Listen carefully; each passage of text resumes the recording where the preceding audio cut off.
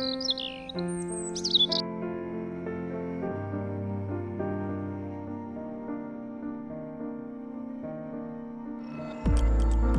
noite a todos.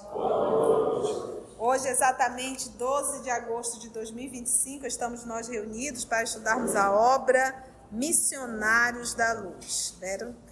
Vamos iniciar fazendo a nossa prece de gratidão. Eu vou pedir para o nosso querido Augusto fazer a nossa prece. Logo depois, a nossa irmã Rosiane irá fazer uma rápida recapitulação do capítulo 18, titulado Obsessão. Estudo muito bom, viu, gente?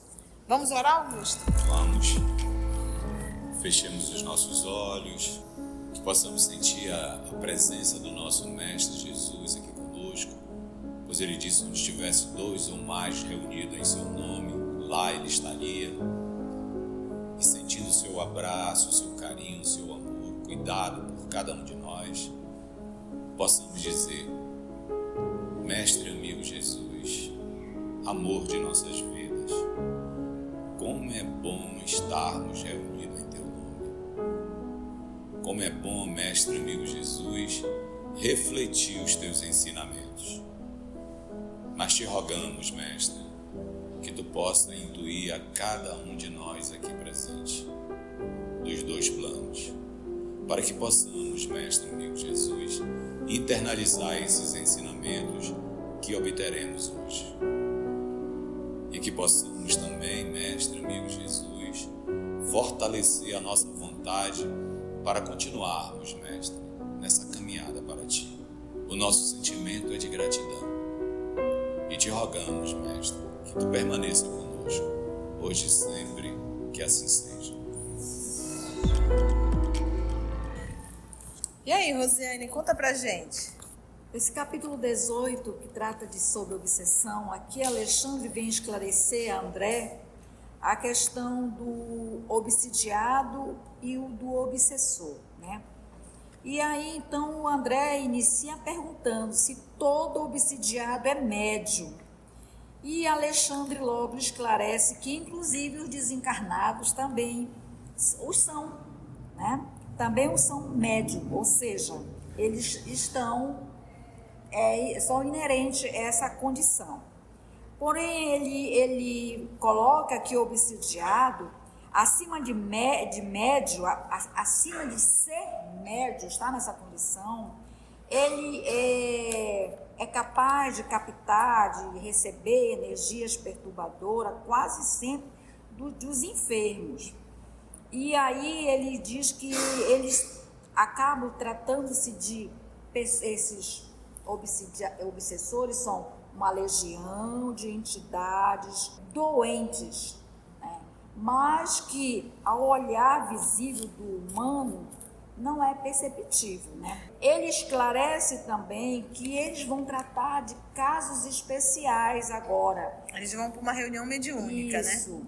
E aí, então, eles vão tratar de atender espíritos nessas condições. Alexandre esclarece que o grupo de trabalhadores para qual eles vão... Então, ele esclarece ao André, o instrutor Alexandre, né, que nem sempre os encarnados, trabalhadores de grupos mediúnicos, conseguem perceber que tanto o obsidiado como o obsessor são 2 almas abnegadas que vêm de muito longe, né, e que estão ali para ser atendidos, e que eles estão, muitas das vezes, extremamente ligados, né?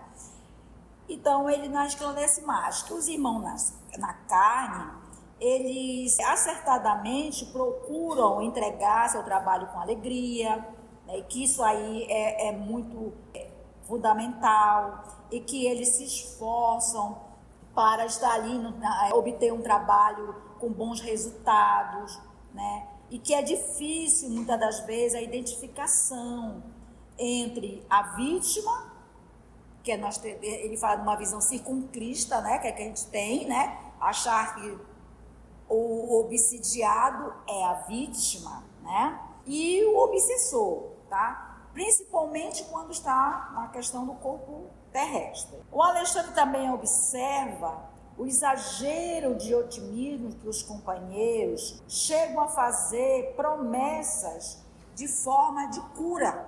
Ou seja, chega a ter aquele grupo mediúnico ali, e aí chega uma criatura em estado de perturbação e desequilíbrio, e aí muitas das vezes o dirigente ainda não é muito... Trabalhadores, que são trabalhadores encarnados, acabam fazendo promessas que não devem. Então ele chama de exagero de otimismo. Olha só como ele é delicado, né? Mas então ele faz essa alerta. E isso daí, ele fala que isso não é bom, né? Isso daí pode atrapalhar o trabalho deles. Ele chama até de levianos. Exatamente. Levianos. Aí o André faz uma pergunta se ele conhece todos os casos que vão ali ser atendidos. Ele esclarece que sim, todos. São 5 que vão ser atendidos, que está programado para aquele dia. Para aquela reunião. Para aquela reunião especificamente. Daí para frente, a tia Conceição passa a esclarecer melhor do que eu, é claro. Obrigada, minha irmã. Agora, olha só, ele diz, dos 5 que constituirão o motivo da próxima reunião, apenas uma jovem revela possibilidade de melhoras mais ou menos rápidas. Então, teremos uma reunião mediúnica. Dessa reunião mediúnica está sendo direcionado 5 encarnados que irão ser tratados. Desses 5 encarnados que estão no processo obsessivo, só essa moça tem ali condições de melhoras mais ou menos rápidas. Aí ele diz, os demais comparecerão simplesmente para socorro, evitando agravo nas provas que são necessárias, né? E aí, considerando muito interessante a menção especial que se fazia, perguntou André Luiz: gozará a jovem de proteção diferente? O instrutor sorriu e esclareceu: não se trata de proteção, mas de esforço próprio. O obsidiado, além de enfermo, representante de outros enfermos, quase sempre é também uma criatura repleta de torturantes problemas espirituais. Se lhe falta vontade firme para a autoeducação, para a disciplina de si mesma, é quase certo que prolongará sua condição dolorosa além da morte. Que acontece a um homem indiferente ao governo do próprio lar? Indubitavelmente, será assediado por 1001 questões no curso de cada dia, e acabará vencido, convertendo-se em joguete das circunstâncias. Imagine agora que esse homem indiferente esteja cercado de inimigos que ele mesmo criou, adversários que lhe espreitam os menores gestos, tomados de sinistros propósitos, na maioria das vezes. Se não desperta para as realidades da situação, empunhando as armas da resistência e valendo-se do auxílio exterior que lhe é prestado pelos amigos, é razoável que permaneça esmagado. Esta a definição da maior porcentagem dos casos espirituais de que estamos tratando. Não representa, porém, a característica exclusiva das obsessões de ordem geral. Existem igualmente os processos laboriosos de resgate, em que, depois de afastados os elementos da perturbação e da sombra, perseveram as situações expiatórias. Em todos os acontecimentos dessa espécie, porém, não se pode prescindir da adesão dos interessados diretos na cura.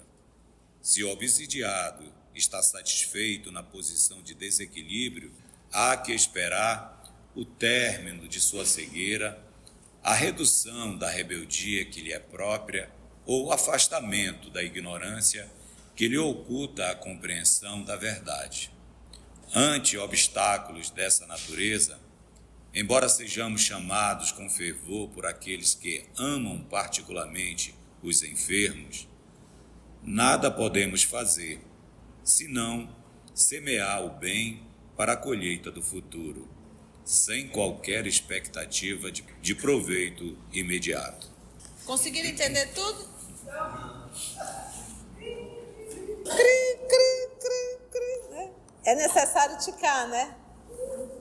Vamos ticar então, mas vamos ticar mesmo. Por quê? Porque quando a gente fala em obsessão, a primeira coisa é entender o que é obsessão. É uma ação constante de alguém sobre outro alguém, né? Eu não respeito o livre-arbítrio. Então, sempre que a gente fala de obsessão, a gente sempre pensa de uma forma assim perversa, né? Não, às vezes você persegue alguém não respeitando o livre-arbítrio do outro. Isso se torna uma obsessão. É você querer subjugar. Toda vez que eu quero subjugar o outro à minha vontade, isso é uma obsessão. E isso é um ato de desrespeito, porque eu não respeito o outro. Eu não respeito o livre-arbítrio do outro. Eu quero dominar o outro. Eu quero subjugar o outro. Eu quero que o outro me pertença. Então, esse movimento de pertencimento, eu digo que muitas vezes a gente só dá conta de cuidar de animais. Se você quer um bichinho de estimação, cuide de um animal. Você não pode tratar um ser humano como um bicho de estimação, em que vai estar sempre balançando o rabo para você e sempre lambendo. O ser humano, a convivência com o ser humano é a capacidade de nós aprendermos a respeitar o ser humano, entender o seu livre-arbítrio e a sua liberdade. Então, pessoas não são objetos e nem bichinho de estimação. Então, se você tem essa carência, tenha um bichinho de estimação, que ele vai balançar o rabo e ele não tem livre-arbítrio, é o que você quer. Ser humano, não. Por mais que seja filho, irmão, pai, irmã, qualquer relação, você deve respeitar o livre-arbítrio. Por mais que aquilo você saiba que aquilo não é legal, que aquilo não vai dar certo, você pode falar, mas você não deve refalar, vou criar essa terminologia. Se é aquela pessoa que vai estar falando, vem cá, fulana, você vem cá, fulana, não adianta.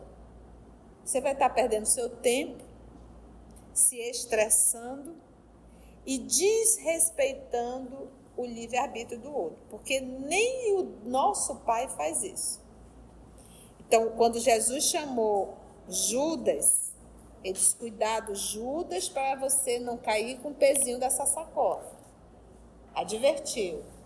Mas ele não ficou ali buzinando. Então, é um ato de maturidade nossa saber respeitar o livre-arbítrio do outro.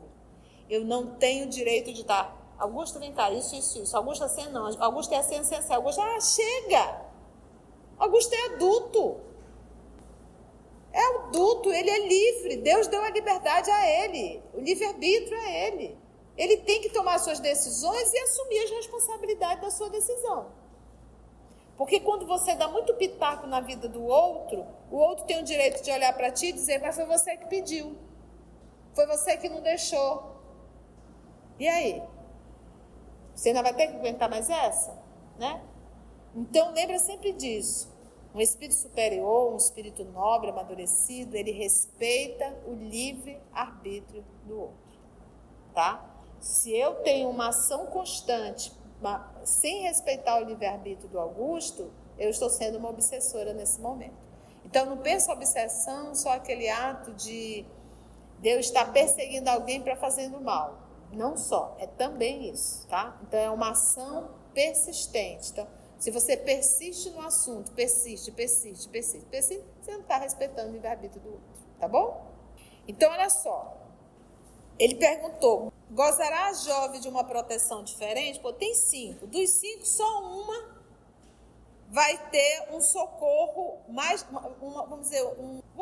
uma melhora mais rápida. Dos 5, só essa moça vai ter. Aí ele pergunta, por um acaso ela vai ter uma proteção diferente em relação aos outros? Ou vai ser todo mundo vai receber a mesma assistência? Resposta, não se trata de proteção, mas de esforço próprio.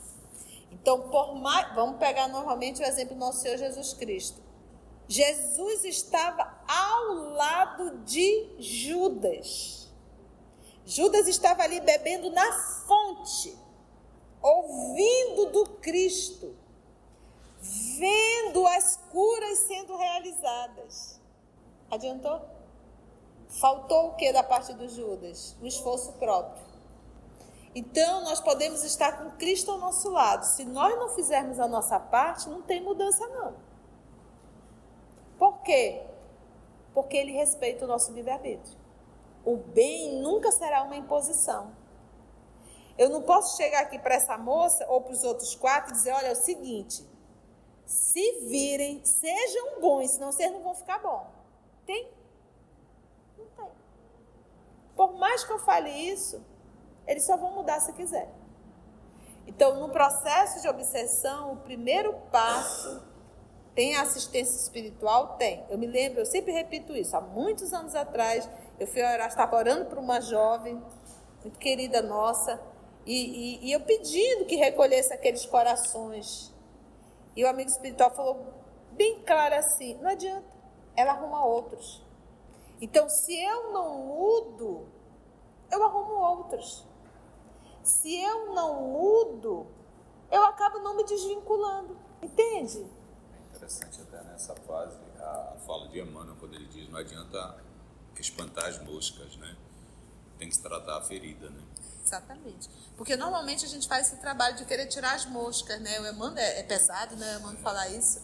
Mas não adianta espantar a mosca, tem que fechar a ferida. Se a ferida está aberta, vai ter sempre mosca. E essa ferida é a nossa condição moral.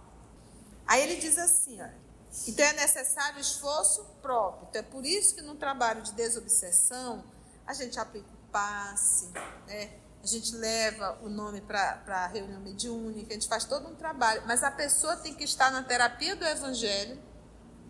Se possível, já fazer um movimento de um trabalho voluntário e se esforçar para colocar em prática o que ela aprende na terapia do Evangelho. Se essa pessoa não fizer esse movimento, não tem como fazer esse afastamento. E a outra coisa, vamos supor que o Augusto é um obsessor meu.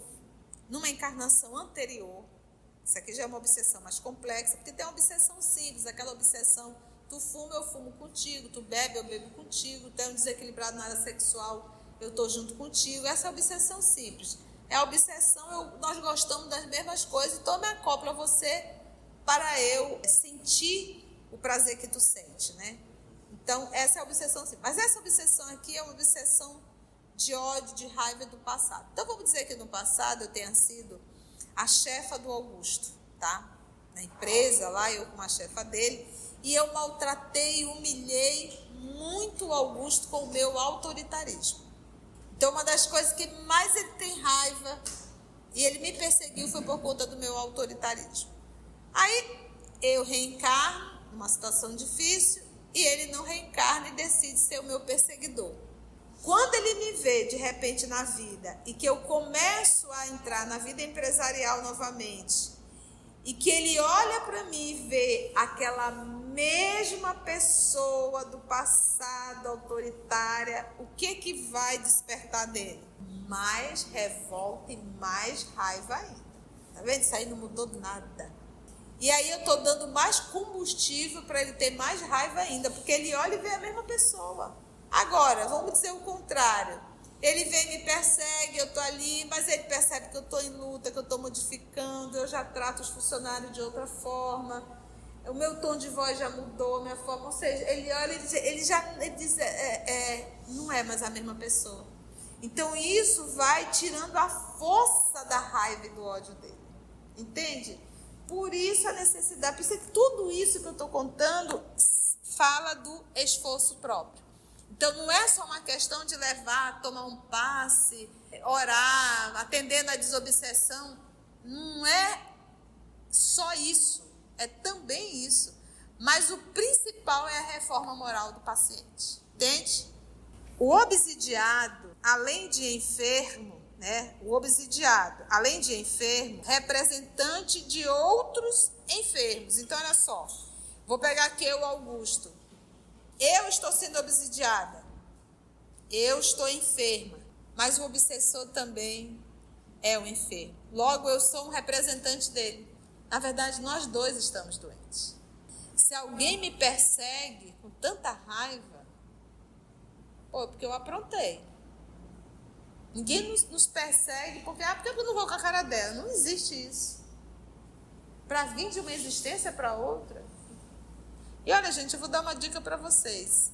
A grande maioria dos nossos inimigos estão encarnados ao nosso lado dentro de casa. A misericórdia divina já facilita o encontro.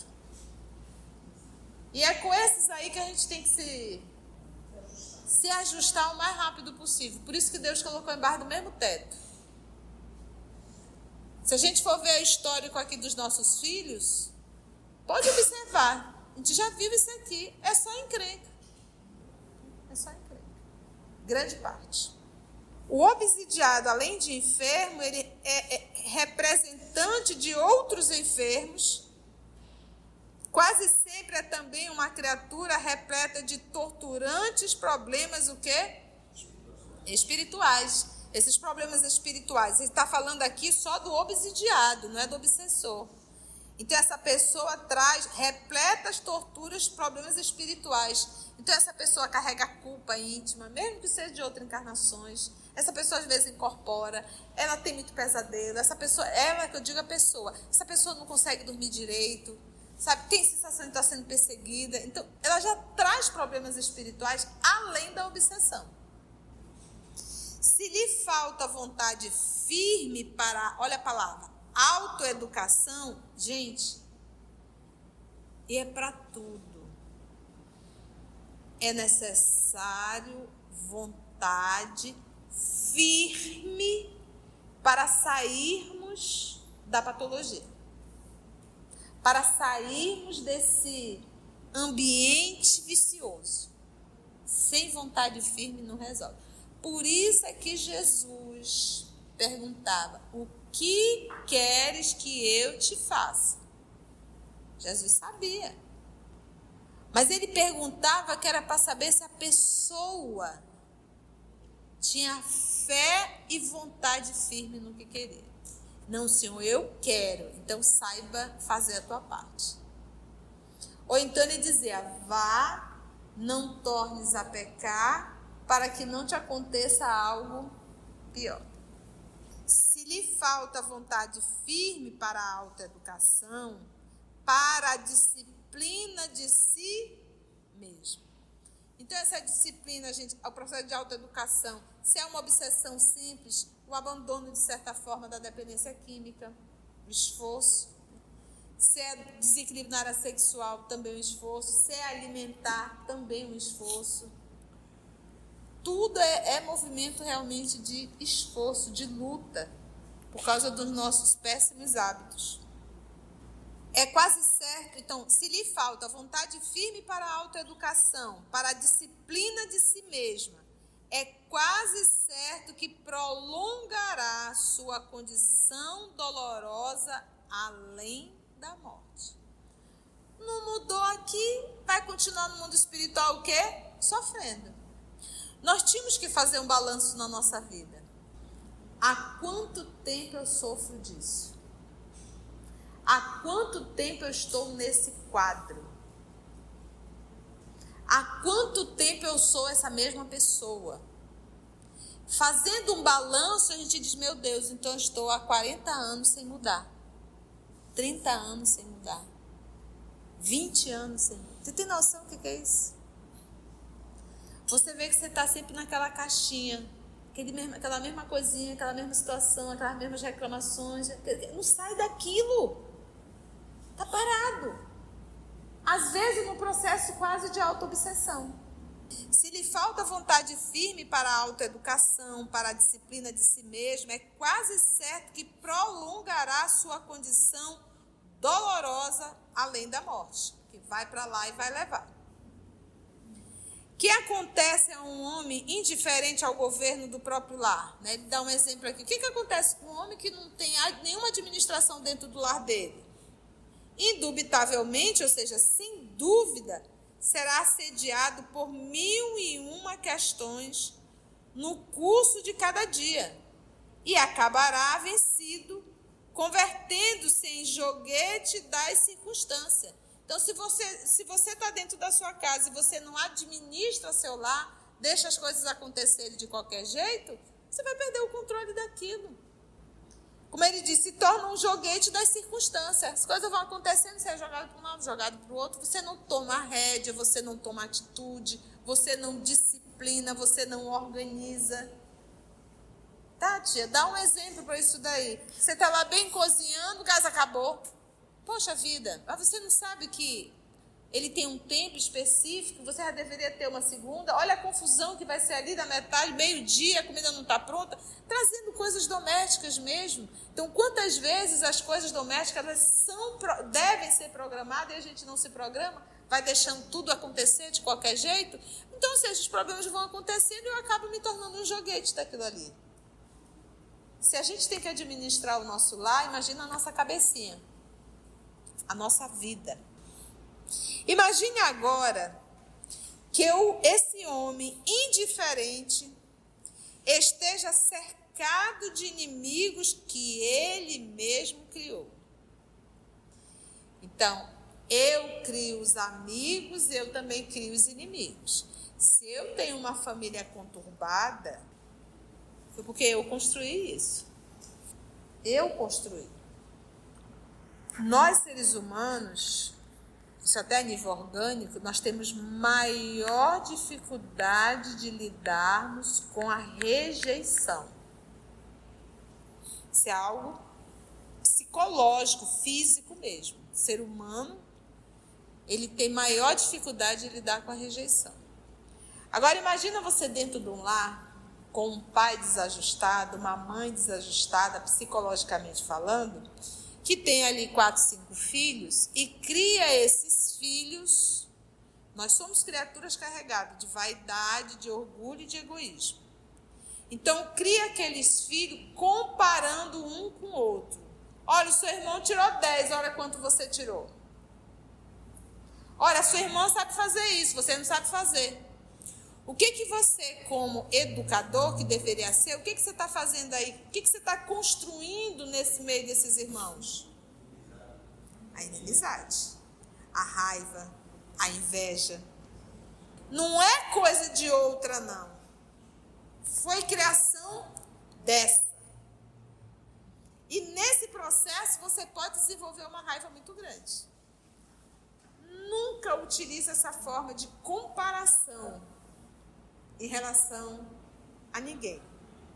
Então, aqui ele fala muitos inimigos que nós arrumamos. Ou dessa, ou de outra.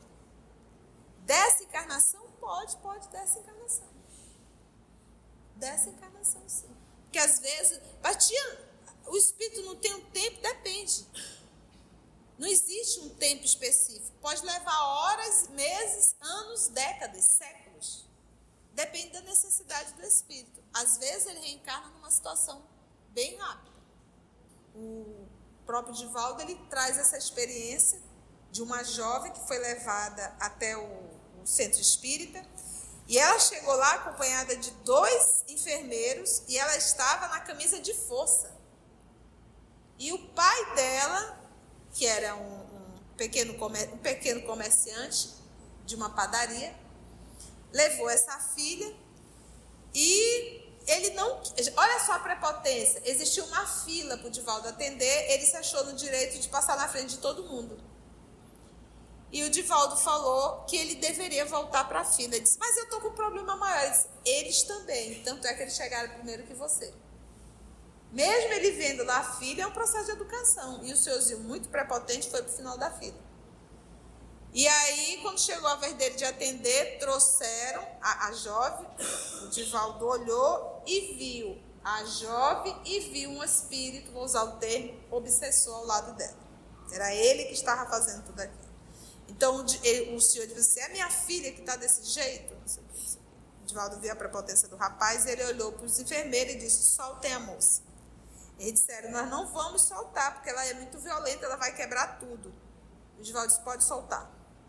Quando soltou, não deu outra. Ela foi para cima do Divaldo, o Divaldo segurou e olhou para o rapaz. E disse, por que você está fazendo isso com essa moça? Aí ele tomou um susto, porque ninguém tinha visto ele. Você consegue me ver? Consigo. E ele falava através da moça. Ele estava incorporado. Sabe por que eu faço isso? Por causa desse daí, ó. Era o pai da menina. Eu e minha mãe trabalhamos na padaria dele. E ele deu uma casinha para minha mãe no fundo da padaria. E minha mãe trabalhava 3h30 da manhã, 4 horas da manhã, até 7, 8 horas da noite. Ele nem salário deu para minha mãe. E eu tive que trabalhar também. Minha mãe adoeceu. A mãe dele pegou tuberculose. Mal alimentada, né? Ambiente muito frio. E minha mãe morreu. E ele também me obrigou a trabalhar. Sabe aquela coisa que tinha muito antigamente aqui, trazia as pessoas do interior, dava uma roupinha, isso, e a pessoa ficava dentro da casa fazendo serviço doméstico? Então, isso há muito tempo atrás era muito comum. E eu também morri por maus tratos dele. Então, agora, eu vou matar a filha dele, para ele ver. Então, ou seja, uma encrenca de uma encarnação. De uma encarnação. E ele com ódio ali, detalhe, a moça falando, que era o rapaz, na frente dos enfermeiros e do pai, que ficou calado, que era verdade. E ele sabia que era. Então, o Divaldo passou a acompanhar essa jovem, ele começou a atender esse espírito na reunião mediúnica, agora, né, não mais através da jovem, a jovem se recuperou, ficou ali, tio Divaldo fazendo o tratamento dela lá na Mansão do Caminho. Essa menina foi namorar, né, trouxe o namorado para o Divaldo conhecer. Daqui a pouco essa moça noivou, casou, engravidou. Adivinha quem era o netinho? O moço. Veio como neto. E o Divaldo sabendo de tudo. E a criança já com 2, 3 aninhos, no colo do Divaldo, diz, eu me lembro, tio, que eu falava pela tua boca. Olha o espírito reencarnante, ainda naquele processo da reencarnação, que se completa aos 7 anos, ele dizia, eu me lembro, tio, que eu falava pela tua boca. Olha que através da psicofonia. E aí o avô do menino chegou para o Divaldo e disse, seu Divaldo, esse menino não gosta de mim, seu Divaldo. Eu abraço ele, ele me empurra, ele puxa a minha barba, puxa meus cabelos, eu não sei o que, esse menino não gosta de mim. Não, ele gosta sim, né? Aí lá pelas tantas, ele disse, Divaldo, eu dei um presente para o meu neto. Eu abri uma caderneta de poupança para ele. Divaldo disse, deposite bastante dinheiro lá, mas para devolver, né? Devolver aquilo que outrora tirou. Então, olha como a lei divina é maravilhosa. Né? Devolver aquilo que você tirou. E a gente vê o processo. Então, por isso é que Jesus manda que a gente angarie amigos. Não arruma inimigo, porque arrumar inimigo é arrumar problemas. E às vezes, gente, a gente acha, às vezes, maltratar alguém, às vezes a pessoa fica com ódio de tudo, tu nem sabe. Né? Então, quantas inimizades nós vamos construindo, enquanto que Jesus nos ensina a construir amizades? Por onde passa, faça amizade, seja uma pessoa, não é ser bonzinho, é ser cristão. É ser agradável, né? É isso. Vamos nós ticando ainda. Imagine agora, então, que esse homem diferente esteja cercado de inimigos que ele mesmo criou. Então, eu expliquei aqui, abri esse parênteses, trazendo a história do Divaldo para ilustrar. Adversários que lhe espreitam os menores gestos. Porque, muitas vezes, eles estão ali só de olho, vendo o nosso ponto fraco e dizer agora, peguei o momento mais frágil, é aqui que eu vou acabar com tudo. Tomados de sinistros propósitos, na maioria das vezes, estão ali adversários que ficam ali te observando os menores gestos, tomados de sinistro propósito na maioria das vezes. Se não desperta para as realidades da situação, o paciente, empunhando as armas da resistência. Eu não vou ceder, eu não vou cair, eu não vou me desesperar, eu não vou me entregar, eu vou modificar, eu vou buscar, eu vou sair desse fundo, desse buraco. É uma prova de resistência. Porque a gente não se apercebe, mas a coisa vem aqui, ó. Ele destrói aqui, ó. Começa a trazer pensamentos negativos, pensamento para baixo, pensamento de doença, pensamento... É impressionante, né? E a pessoa vai. Quando vê, se passou 10 anos e a pessoa não está daquele jeito. Semanas, meses e vai. Olha só, empunhando as armas. Então, quando ele fala arma, empunhar, é uma guerra. É uma guerra, é uma luta constante. Empunhando as armas da resistência e valendo-se do auxílio exterior que lhe é prestado pelos amigos. A oração, o passe, o evangelho, né? Uma palavra de consolo. Os amigos estão ali ajudando, mas é necessário que você tenha resistência, força, querer. É razoável que permaneça o quê? Esmagar. Então, e valendo-se do auxílio exterior que lhe é prestado pelos amigos, é razoável que permaneça esmagado. Porque quando você está numa situação dessa, não pensa que você vai sair cantando hilari, luta. Por isso que eles usam o termo aí, esmagado. Dói. Ninguém sai de uma ação dessa cantando. Esta a definição da maior porcentagem dos casos espirituais de que estamos tratando.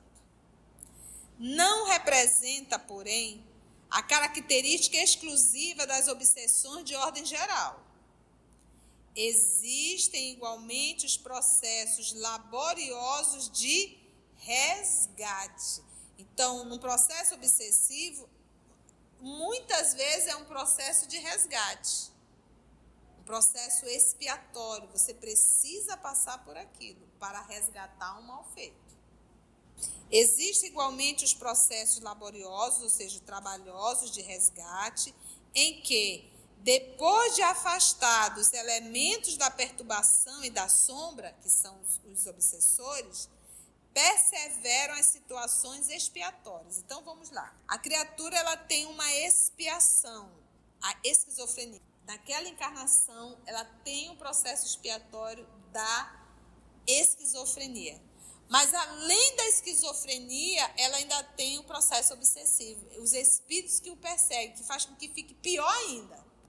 Então, o que a espiritualidade faz no processo da desobsessão? Atende a esses espíritos, acolhe esses espíritos, mas o paciente vai ter um alívio, mas a esquizofrenia vai continuar, porque é um processo expiatório, entende? Então, há uma doença, há uma patologia, há uma expiação, e além disso ainda há os perseguidores. Atende-se os perseguidores, por isso é que é muito bom o acompanhamento espiritual, o acompanhamento religioso, que ampara. Não pensa vocês que os espíritos superiores só estão para atender os espíritas. Então, por isso a importância do evangelho no lar, né? De ali o Cristo se fazer presente, da oração por esses irmãos adoecidos, para que eles possam ser socorridos e muitas vezes ser socorridos esses espíritos que também estão fazendo com que a coisa fique pior ainda. Por isso é que ele diz, olha, depois de afastados os elementos da perturbação e da sombra, perseveram as situações o quê? Expiatórias, a doença. Em todos os acontecimentos dessa espécie, porém, não se pode prescindir da adesão dos interessados diretos na cura. E quem é a pessoa mais interessada na cura? O próprio paciente. Por isso que ele fala adesão. Se o obsidiado está satisfeito na posição de desequilíbrio, porque parece uma coisa estranha, mas há muitos de nós que estamos satisfeitos na posição de obsidiado. O vitimismo é aquela coisa, é como se você de certa forma quer chamar a atenção da humanidade, entendeu? E sente prazer naquilo. eu sofro, é tudo muito difícil, eu estou assim, eu estou assado, eu estou assim, eu estou assado. Por isso que ele diz, se o obsidiado está satisfeito na posição de desequilíbrio, há que esperar o término de sua cegueira. Tem que esperar. Até a pessoa entender que aquilo não é o melhor para ela. O término da sua cegueira. E que às vezes entra noutra encarnação. O término da sua cegueira. Meu Deus, o que eu estou fazendo? Aonde que eu estou me enfiando? Por que eu estou me entregando? Por que eu estou nesse vício? E a pessoa, ela está cega, não consegue enxergar aquilo. Então tem que esperar terminar. A redução da rebeldia, que ele é própria. Eu estou sofrendo, você também não percebe, não é assim não, tu acha que é obsessor, não é não. A pessoa não aceita. Tu não está vendo que eu estou com problema, que eu sofro muito. Olha isso tanto que eu passo. Não adianta. É o que ele chama de, ele diz, a redução da rebeldia. Não se ajuda quem não se quer ser ajudado, né? A redução da rebeldia que lhe é própria ou o afastamento da ignorância que lhe oculta a compreensão da verdade. Né? Ou o afastamento da ignorância, que a pessoa começa a entender o que está acontecendo com ela, que lhe oculta a compreensão da verdade. Ou acaba a rebeldia, ou a pessoa entende o que está acontecendo com ela mesma. Ante obstáculos dessa natureza, ou seja, a rebeldia e a ignorância, embora sejamos chamados com fervor por aqueles que amam particularmente os enfermos, então o Augusto está nessa situação, eu faço minha prece, que eu amo tanto o Augusto, quero o maior bem ao Augusto. Embora sejamos chamados com fervor por aqueles que amam particularmente os enfermos, olha a resposta, nada podemos fazer senão semear o bem para a colheita do futuro, sem qualquer expectativa de proveito imediato. Ou seja, não tem o que fazer. Então, e a mesma coisa se você vai no médico. O médico detectou a doença, ou seja, você agora não tem mais a ignorância, você já sabe. Mas você não reduziu a rebeldia, você não faz o tratamento e você não faz a dieta.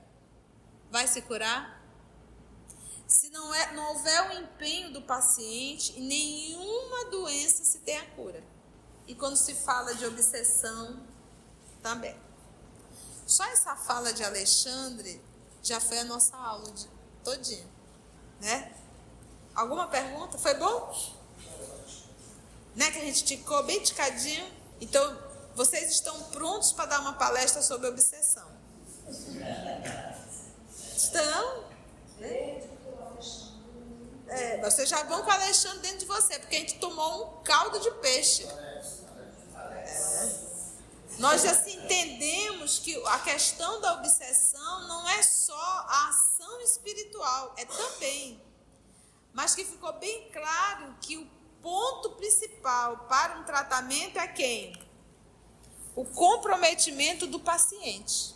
Vamos parar aí? Você esqueceu de que o outro lado também é paciente, né? Ele está para receber assistência, a gente não percebe. Todos são, né, Rô? Todos são necessários ser assistidos, ser acolhidos, com carinho e atenção. É verdade. A gente costuma tratar aquele que persegue o outro como um monstro, né? A gente tem todo o respeito, Deus livre. E olha, gente, a gente fala assim, mas não é lá não, é cá. Porque nós já fizemos e muitas vezes continuamos fazendo, sendo obsessor aí na vida de muita gente. Né? Então, estamos falando de nós mesmos. De nós mesmos. E é esse o movimento, sabe, gente? Entender como é que o processo acontece, né? Como é que Porque às vezes a gente diz, poxa, mas fulano, vou lá para centro espírita, faço a prece, oro, coloco lá no tratamento à distância, estão numa obsessão, mas o fulano não melhora, se sente espírito é muito fraco. É assim. E por isso é que ele falou que o trabalhador se torna leviano quando começa a dizer, olha, você vai se curar. Uma vez que a gente sabe que não é só uma questão, está no centro espírita, é uma questão de que o paciente tem que fazer a sua... a Rosane está trazendo esse caso que a gente trouxe, né? Parece que ela é uma vítima, mas também não é. De alguma forma, ela deu acesso a ele. Agora, você imagina Jesus sendo médio de Deus? Ele enxergava tudo. Eu acho lindo aquele diálogo, e o cidadão estava dentro da sinagoga, quando o cidadão deu aquela incorporada lá, e ele chegou, chamaram ele, e o Espírito, eu achei assim, Jesus de Nazaré, eu sei quem tu és, o Filho de Deus vivo. E quem és tu? Chama-me Legião, somos muitos. Pois eu te digo, Legião, sai dele. O amor do Cristo, o apóstolo Paulo, gente, o senador Públio Lento se ajoelhou. É uma força que não passa para tu. Naquele momento você não raciocina, é automático você se ajoelhar. Esse é o nosso Cristo, que nós temos que aprender a respeitá-lo. Né? Acho tão lindo o Chico sempre dizer o nosso Senhor Jesus Cristo. E isso nos falta, né? Respeito pelo Cristo e respeito pelo nosso Pai Criador. Se você chegou até aqui o final, deixa seu comentário. É muito importante a gente poder ler o teu comentário. Não esqueça de curtir para que possa divulgar a página. Dá o seu like, né? E, se possível, faça a sua inscrição no nosso canal e toca o sininho. Porque quando você toca o sininho, o YouTube avisa para você quando o EOS publicar um novo estudo. Então, receba um grande abraço da família EOS Manaus.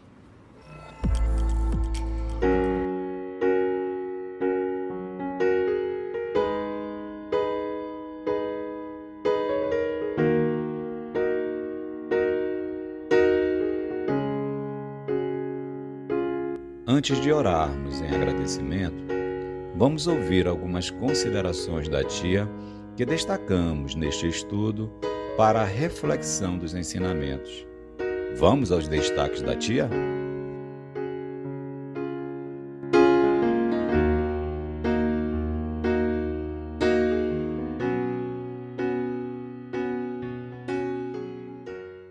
Então, lembra sempre disso. Um espírito superior, um espírito nobre, amadurecido, ele respeita o livre-arbítrio do outro. Então, nós podemos estar com Cristo ao nosso lado. Se nós não fizermos a nossa parte, não tem mudança, não. Por quê? Porque ele respeita o nosso livre-arbítrio. O bem nunca será uma imposição.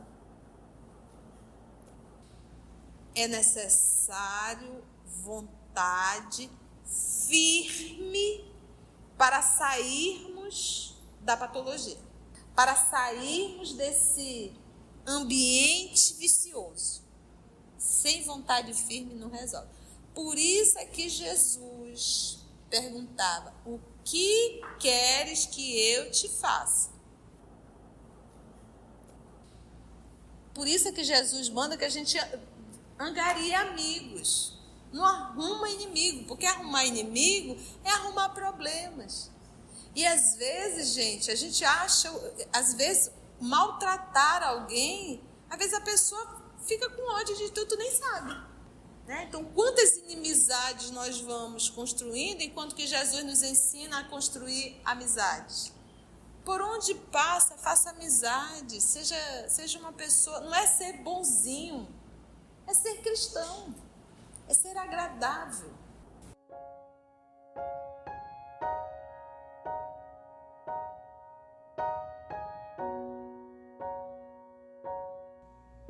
Assim, concluindo o nosso estudo de hoje e agradecendo o nosso Mestre Jesus por mais este momento de aprendizado, vamos orar?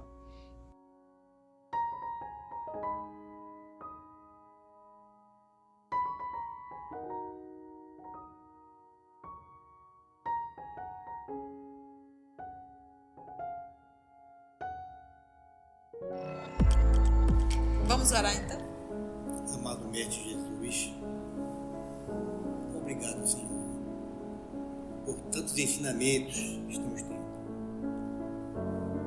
Que esses ensinamentos que estamos tendo aqui possa ficar em nós, possa nos modificar para melhor, possamos dar mais valor àqueles que estão ao nosso redor, que às vezes estão mais frágeis, mais sensíveis, que possamos perder um pouco da nossa ignorância, do nosso orgulho, da nossa vaidade, e abraçar todos como irmãos, porque somos, Senhor, filhos do meu Pai.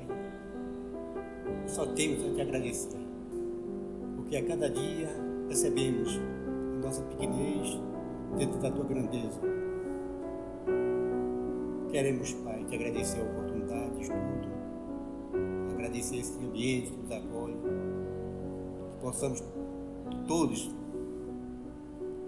retornar aos nossos lares em paz e ver aqueles irmãos que estão ao nosso redor como exemplo para que possamos nos modificar para melhor. Fica conosco hoje e sempre, que assim seja. EOS Manaus. Estudando para servir ao Cristo. Visite nosso site em www.eosmanaus.org. No YouTube, procure o canal EOS Manaus. Participe do nosso grupo no Facebook. No Instagram somos @EOS Manaus.